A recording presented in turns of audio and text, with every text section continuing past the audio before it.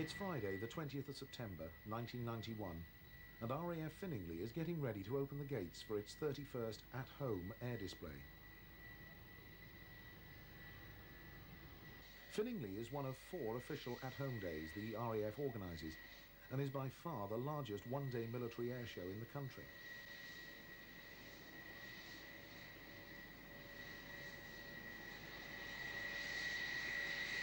As usual, there are aircraft coming in from all over the world.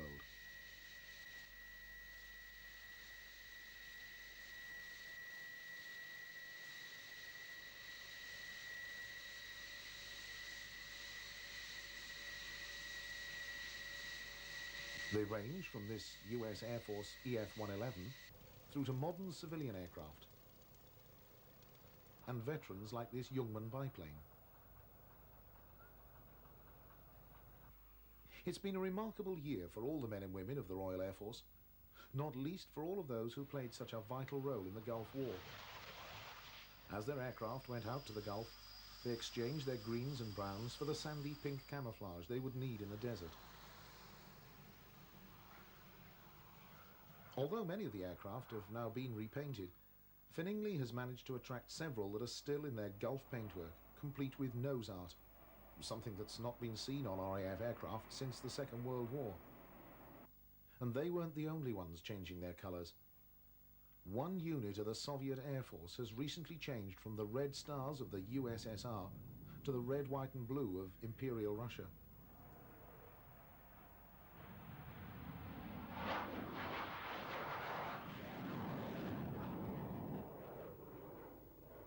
And they've all come together at Finningley 91.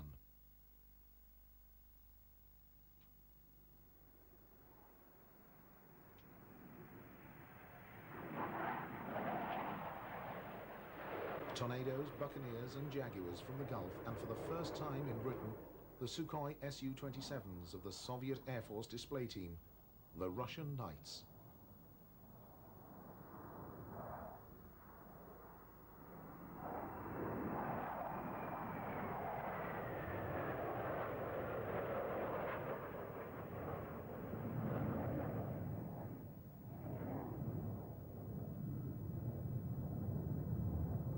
Group Captain Alan Ferguson is the officer commanding RAF Finningley. How does he feel less than 24 hours before the show is due to begin? Well, it's obviously a special day for us. We went through a period of uncertainty some weeks ago now as regards whether the Russians would come at all. But clearly the introduction of the Russian aircraft and the displays they do is a very positive factor to the sort of air show that we are laying on, so we're delighted to see them here. Were you watching the news from Moscow as the coup took place and wondering whether it could possibly happen? We were indeed, and I have to confess that we went through an assumption period when we thought that the Russians would not come here because of the political problems going on over there, and we were delighted that within a very short while we had it confirmed that they would indeed be coming. Now that they are coming, what does that mean for the show? What are the implications? Well, I suppose the biggest factor is the number of people that we expect to come this year. Last year we had about 120,000 people here. At the moment we actually have 120,000 advanced sales, and we're speculating that we will get well in excess of 150,000 people this year. And I think the increased numbers are largely because of the Russian presence and the interest that brings in. And so to the show day itself. By 8 o'clock, over 50,000 visitors were parked on the station, and there were at least another 100,000 on their way. There were fans of all ages, with one thing in common. They wanted a good place to see the show.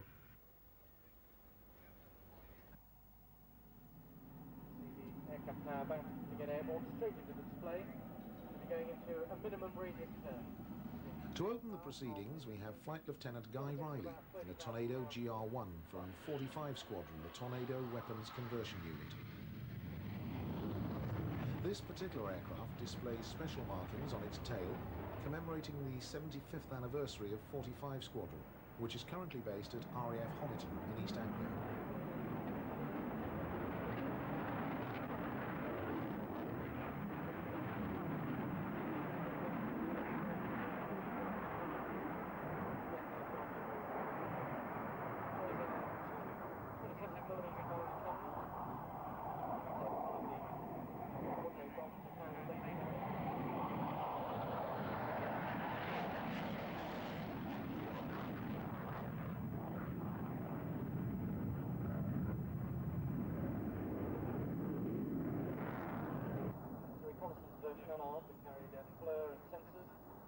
successful as far as the Gulf is concerned. They should go out looking for the Scud missiles. The Scud wasn't particularly effective.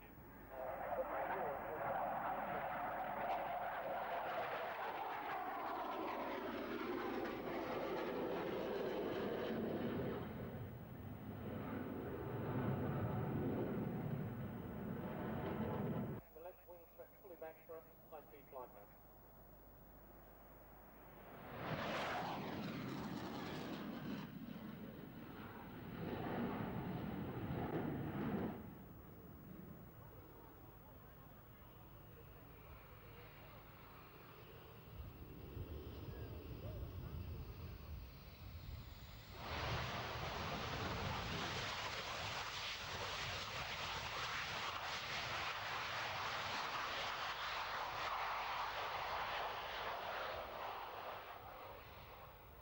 Before graduating onto fast jets, pilots now begin their training on the Short Staccato. It's affectionately known as a hedge strimmer and has been chosen as the replacement for the aging Jet Provost. Unlike the JP, the Tucano has a tandem cockpit arrangement designed to familiarise the student with the seating and instrument arrangements he will find in the Tornado.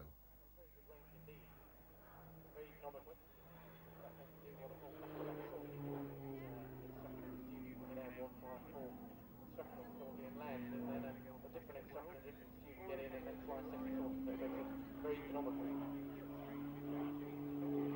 Like the VC-10s or the Hercules. The other stream that they could go into, of course, is to go and fly helicopters. For that, they go to another training school, Royal Air Force Shawbury.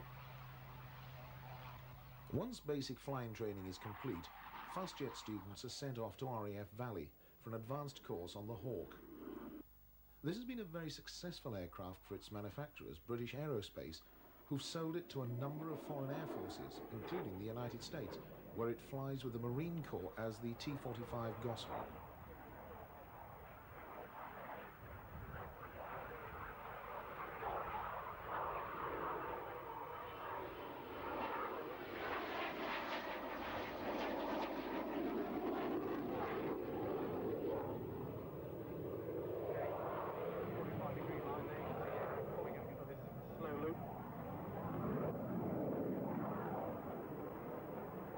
One of the most unlikely heroes of the Gulf War was the Buccaneer.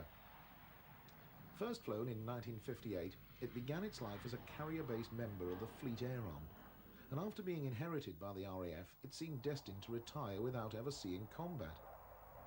But this wasn't to be so, as Grandma, or the Banana Bomber, as she's sometimes known, was sent out to the Gulf as a laser target designator. Despite the age of many of its systems, it also proved to be a very accurate bombing platform in its own right.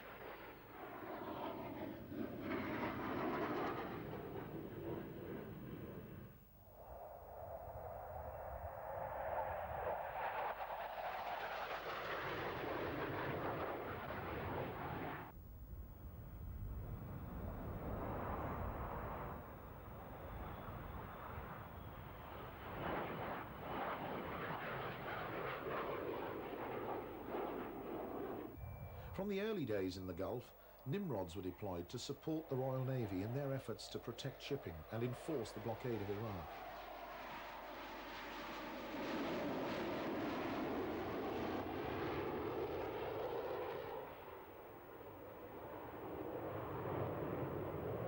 Following its success in the Middle East, this Nimrod is in great demand and is one of a number of aircraft also displaying at the RAF Lucas show in Scotland.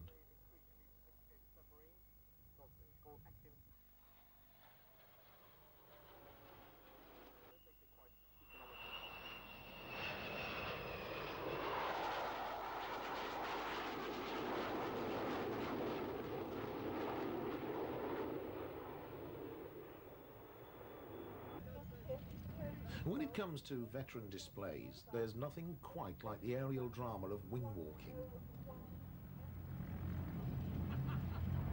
Recreating the barnstorming of the 1920s and 30s, the crunchy flying circus continues the tradition and amazes the crowds. Flying Boeing Stearmans, pilots Vic Newman and Matthew Hill are accompanied by the remarkable Helen Tempest and Sarah Cubitt.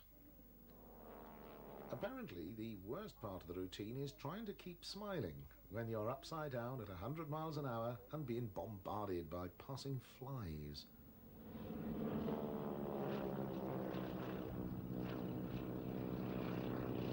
Manufacturing all of these films originated in the 1920s when many of the young pilots after the First World War.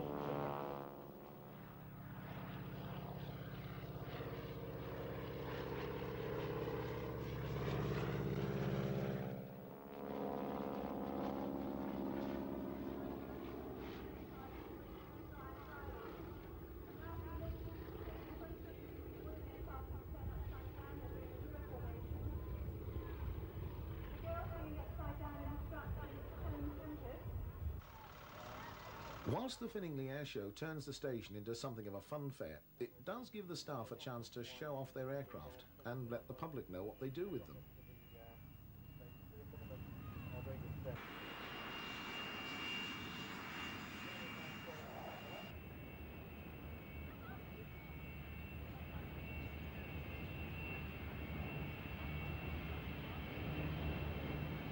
Finningley operates 7 types of aircraft, and they're all featured in the station flypast.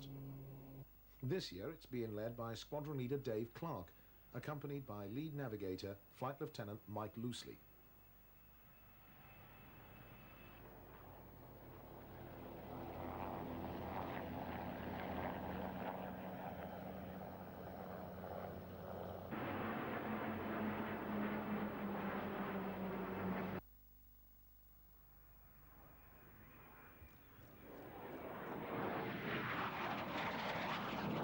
The pride of the Jet Provost world is the number 6 flight training school display aircraft XW325, flown for a second season by Finningley pilot Flight Lieutenant Darren Legg.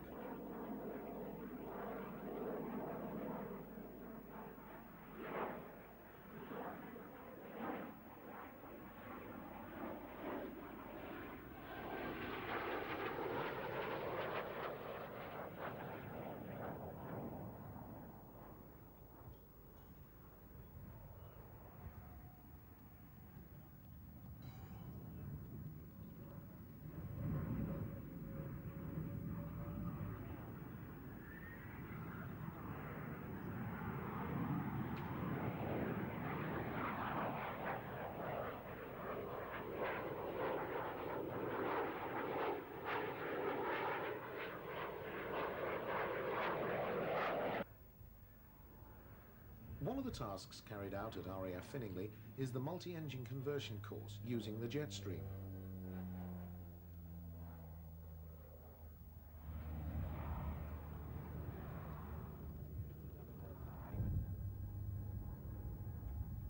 This aircraft is performing the kind of tactical landing manoeuvre that has to be used when there is poor access to an airfield or there's a short landing strip.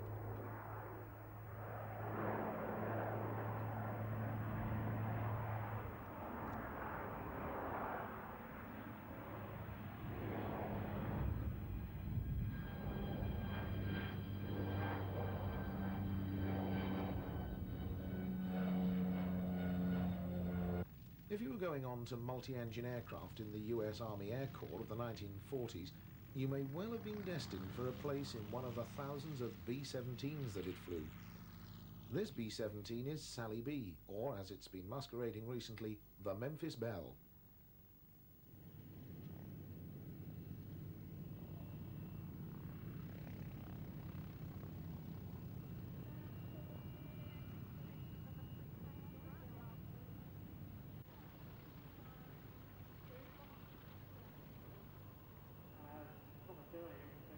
She's accompanied today by 2 of her stablemates at Duxford, the P-51D Mustang, known as Ding Ho, and representing the opposition from the 1940s, a Messerschmitt 109.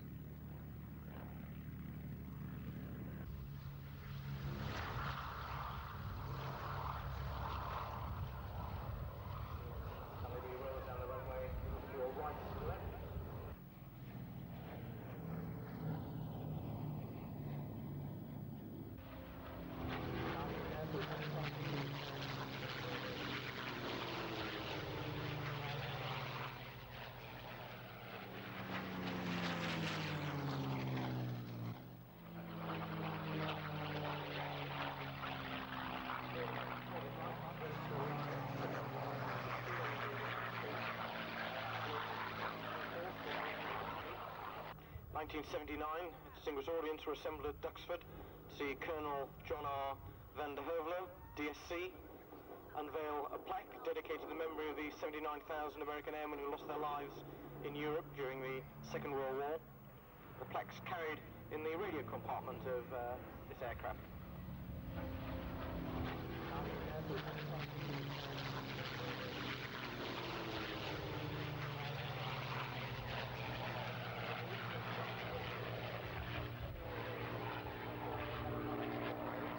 Keeping historic aircraft flying can be a problem, and in the case of this World War I Eindecker, starting problems kept it on the ground, while its colleagues in the First World War tribute got airborne. Even though both these aircraft are replicas, they accurately recreate what the skies over France must have been like at that time in history when aerial combat all began.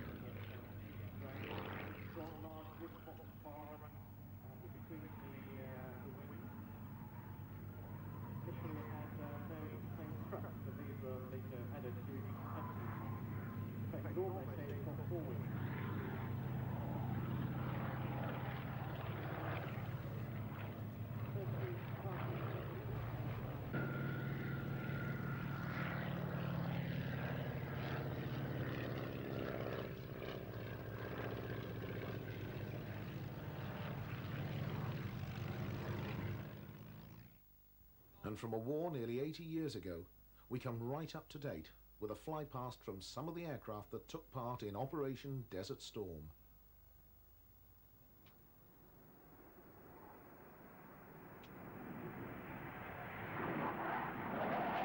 Leading the formation is a TriStar tanker supported by Tornado F-3s of Treble 1 Squadron. And following close on their heels, Jaguars, Buccaneers, and two GR-1s of 617 Squadron, the Saddam Busters.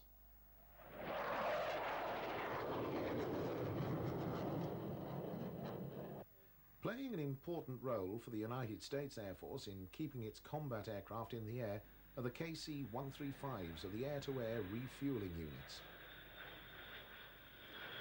This aircraft, displaying its boom operation, comes from the Air National Guard based at Forbes Field in the state of Kansas. The Finningley show must attract as many photographers with as many cameras as any event in the world. And not to be outdone, the RAF has its own camera crew in the form of Flight Lieutenant Dave Piper and his Photo Reconnaissance Canberra. No doubt next year's programme will feature a shot of at least 150,000 airshow fans all saying cheese. If you've ever wondered what happens to RAF aircrew when they leave the service, here's one answer. They become aerobatic display pilots. The pit specials of the Toyota team are flown by ex-fast jet pilot Steve Privet and former Red Arrows team member Steve Jinks. The leader of the team is no novice either. That's British aerobatic champion Nigel Lamb in the Lexus 300.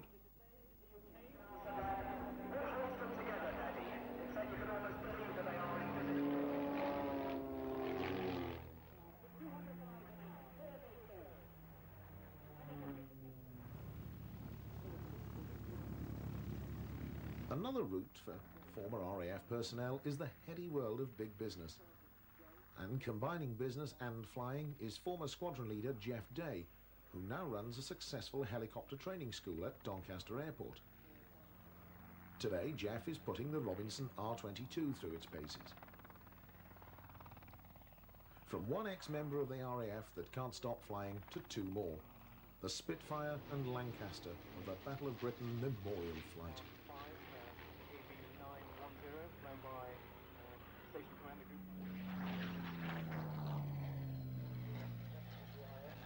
Unfortunately, this year's display doesn't include a Hurricane, following the news that one of the flight's two Hurricanes was lost during a trip from its base at Coningsby to Jersey. After developing engine trouble, the aircraft, LF-363, was forced to make an emergency landing. And although the pilot, squadron leader Alan Martin, escaped serious injury, the aircraft quickly burst into flames and was totally destroyed.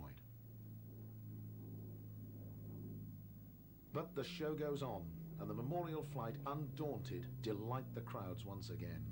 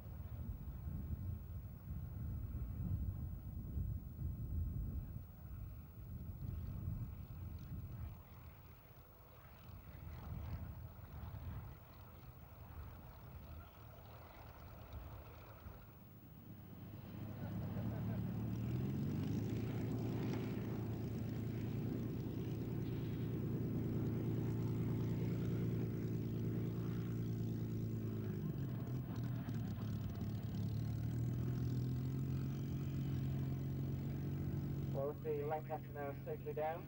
Keep your eyes around to the left.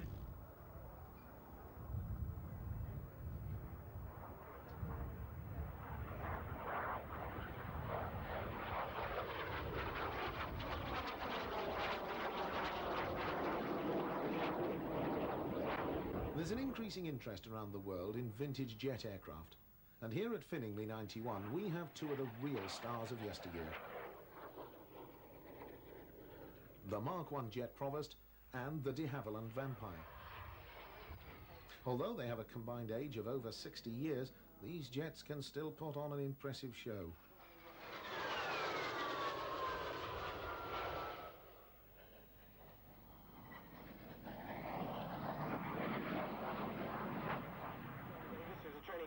British Aerospace on the 146 airliner. This will be a test pilot for Pilatus.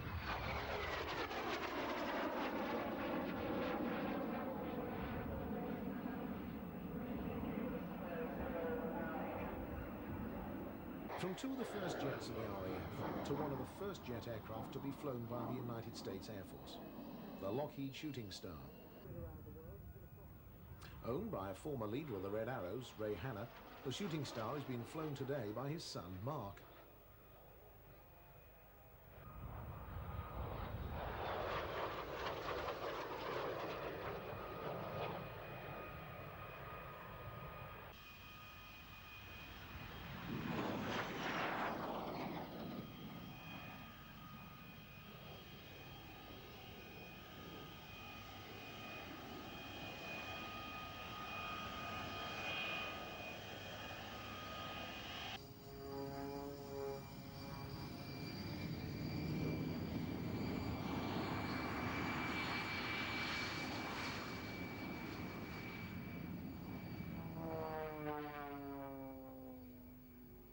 In contrast to the streamlined shape of the Shooting Star, this veteran Grumman Avenger represents an aircraft flown at one time by a young US Navy pilot, Lieutenant Colonel George Bush.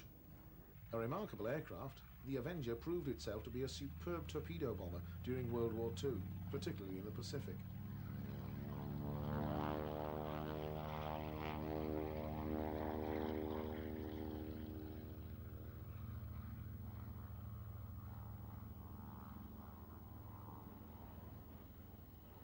Now, no way can you really describe the aircraft that just got airborne as a pretty aeroplane.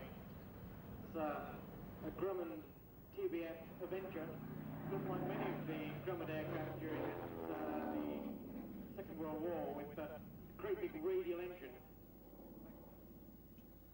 General Motors went on to produce about 4,500 of the TBM-3s. So there are an amazing number of these aircraft actually produced. Avenger stayed in service with the United States Navy until 1954. A new highlight on the display scene is the military Oster flight. Led by Lieutenant Colonel Steve White, the flight includes 6 variants of the Oster, representing aircraft that operated from Normandy to Malaya.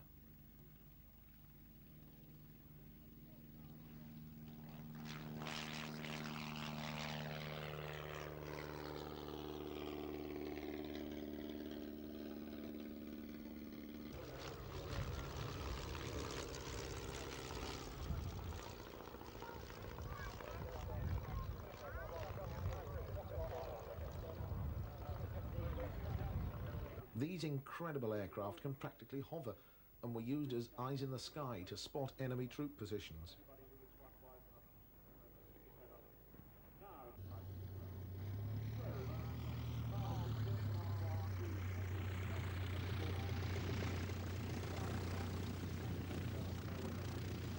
From an aircraft designed to almost float on the air to one that positively tears through it, the Proteus Extra 300, flown today by Richard Good.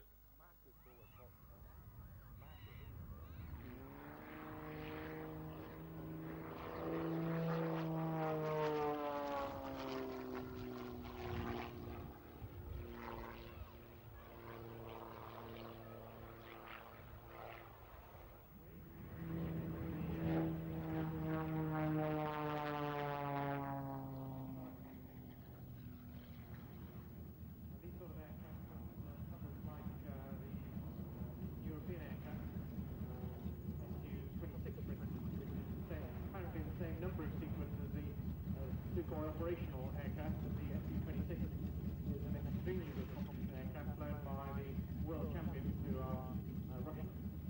And the other aircraft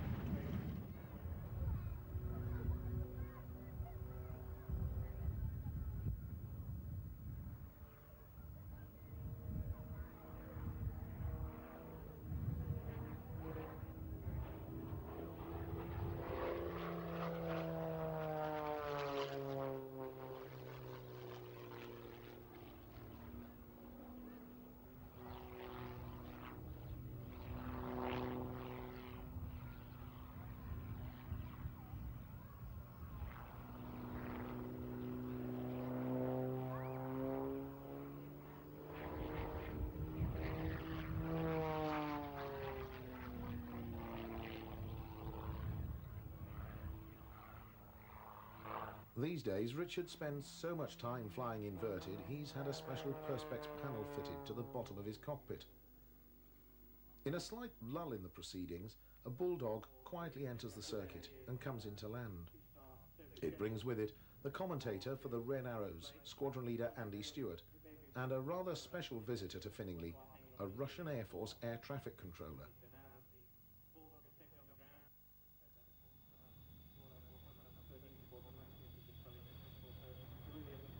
And as they head for the tower, the crowd sense the imminent arrival of this year's special guests, the Soviet Air Force display team, the Russian Knights.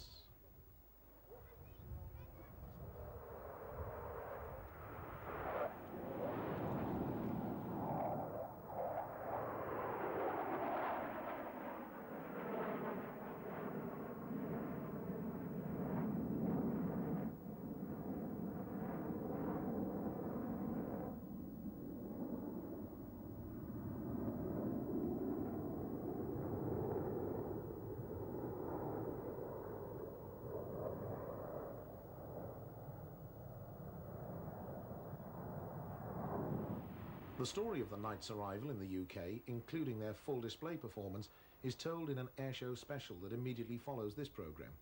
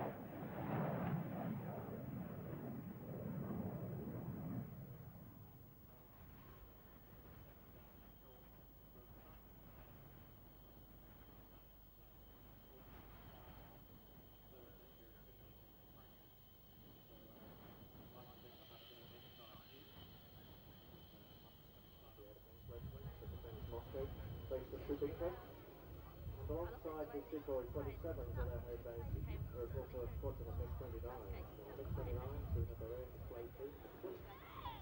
This aircraft we're seeing in front of us now is one, of course, of the Russian Knights. There's an airplane come to left to right now, going the runway, and further if you would to pay attention.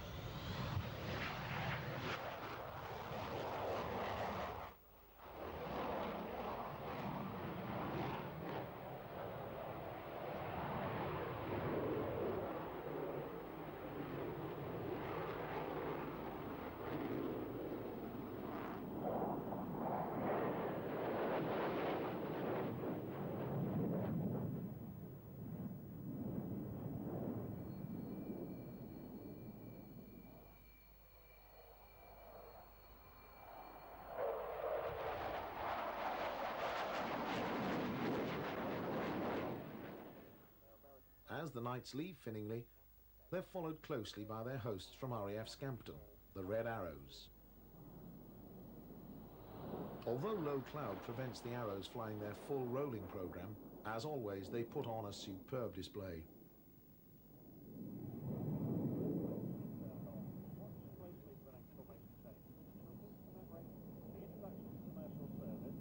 Very famous low-French passenger aircraft. So to celebrate the 15th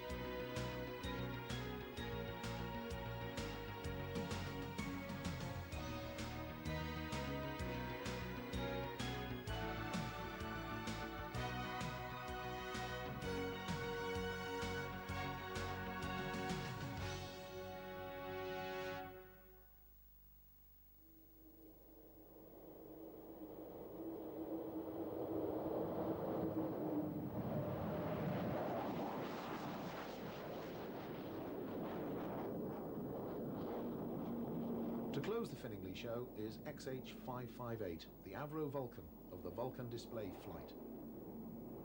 With constant doubts as to whether this aircraft will be flying next season, it has been given the honour of closing the show in its own inimitable fashion.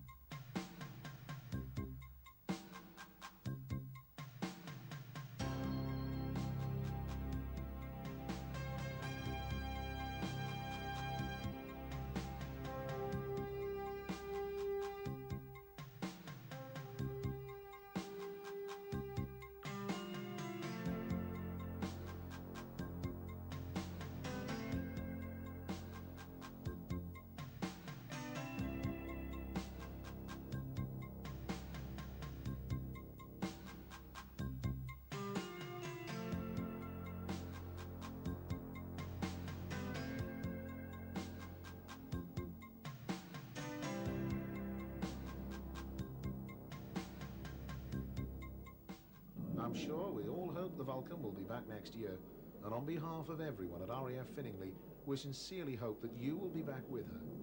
So it's farewell, until we meet again at Finningley 92.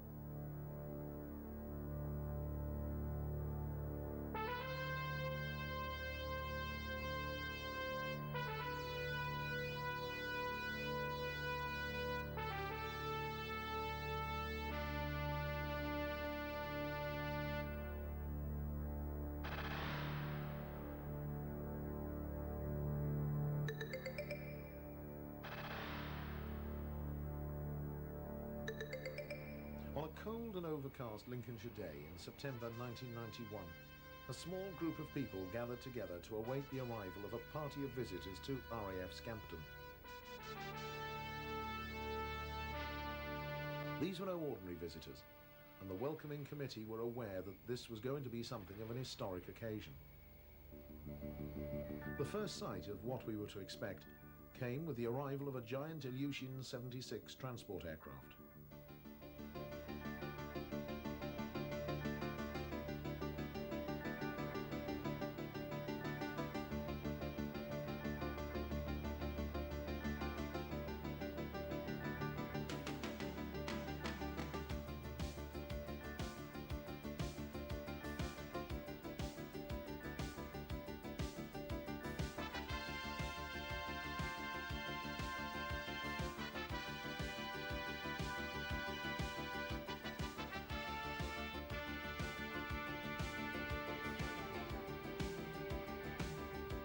It brought with it a military delegation and the ground support crew of the Soviet Air Force display team, the Russian Knights. The Knights appeared over Scampton in 6 Sukhoi Su-27 flankers and were escorted by 4 Tornado F-3s from 29 Squadron at RAF Coningsby.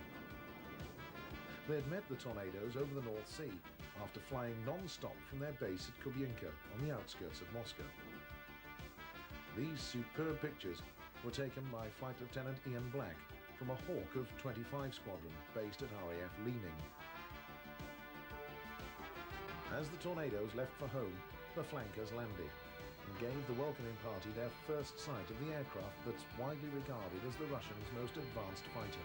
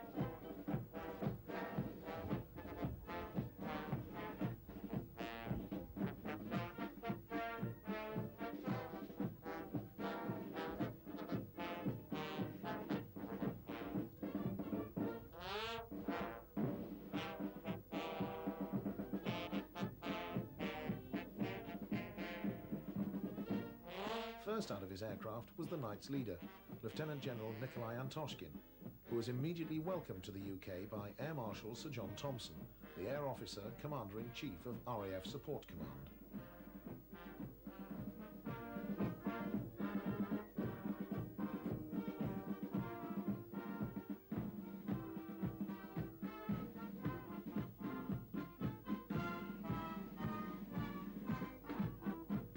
After a formal speech of welcome and an exchange of gifts, the Red Arrows were able to greet their Russian counterparts personally.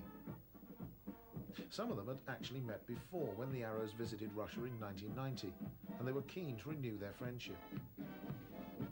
Первый летчик, первый год, да? Один год, 3 летчика набирается. Each year you take on three new pilots. Yeah. 3 pilots. And you stay in the team for 3 years. И остаетесь в экипаже 3 лет. Меня очень удивляет, с какой маленьким временем готовите и убираете. That you prepare in such a short time and then you take the pilots away. Маленькое время, 3 года, ну что это? It was a time for everyone to get acquainted, compare experiences, and get a closer look at each other's aircraft. По другим специальностям. Место? Нет, я не Нет. понимаю. Есть другие специалисты, которые в кабине No rigor, mate. радиоэлектронику смотрят. Да? Вот, но я должен уметь делать их работу. But you also have to be able to do the work of the other engineers, for example, in the cockpit. Yeah. Composite. Same as us. Полностью, Это полностью, то же полностью. самое, я не знаю. То же самое, да? A little bit of everything, Да. and then we specialise in one trade. And that included the camera crews, who were unbelievably given free access to film, even in the Russian cockpits.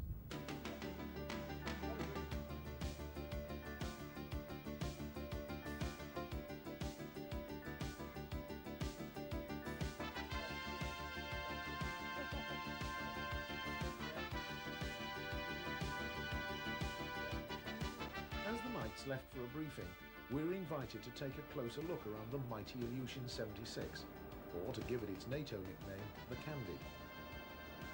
At 153 feet long, this aircraft compares with the Lockheed C-141 Starlifter and is used in various roles, from that of basic transport to in-flight refueling and long-range reconnaissance.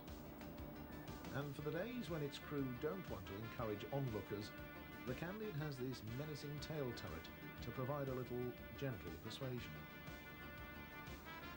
After refueling both the crews and their aircraft, it was time to start up the engines and show the people of Scampton just what the Russian Knights display is all about.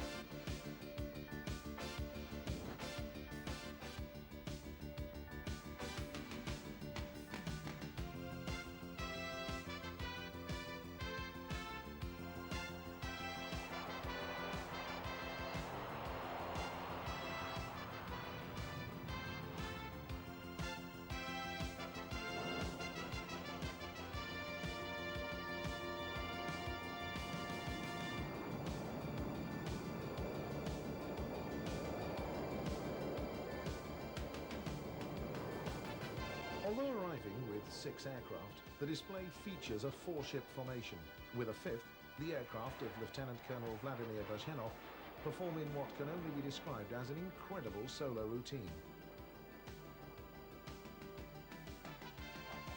The Flanker really is a brilliant example of Soviet aviation technology.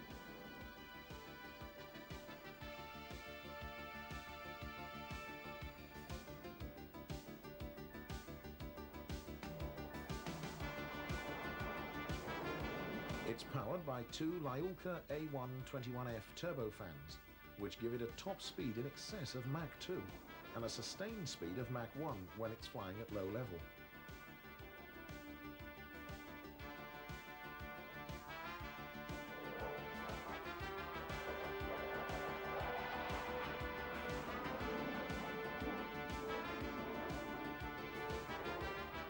It also has tremendous endurance, as testified by one of the pilots who explained that they could have flown direct from Moscow, carried out their displays, and diverted to Germany if they'd wanted to. And all this on the same fuel load.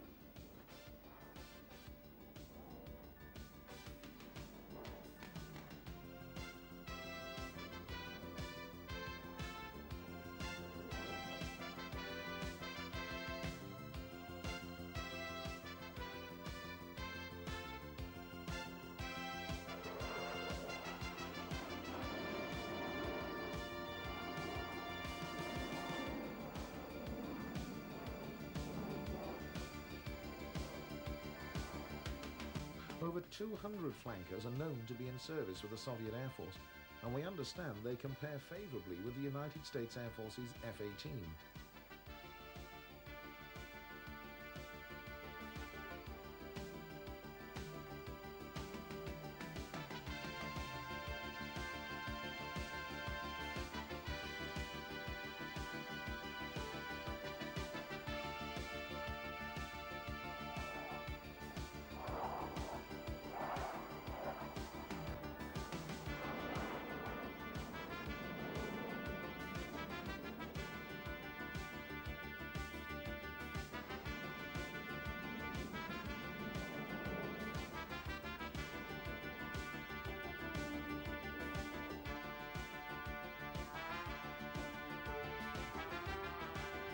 These are very manoeuvrable fighters with state-of-the-art avionics and weapon delivery systems, and are a match for almost any other modern fighter.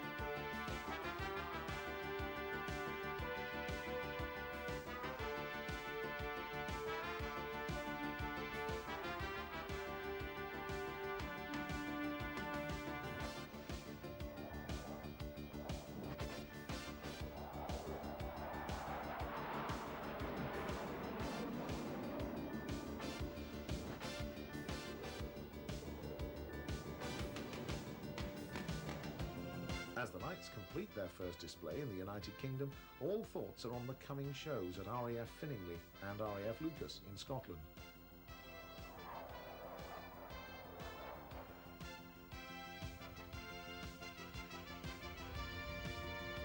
We understand that if these shows are seen as a success by their superiors, the flankers of the Russian Knights will be back again next year.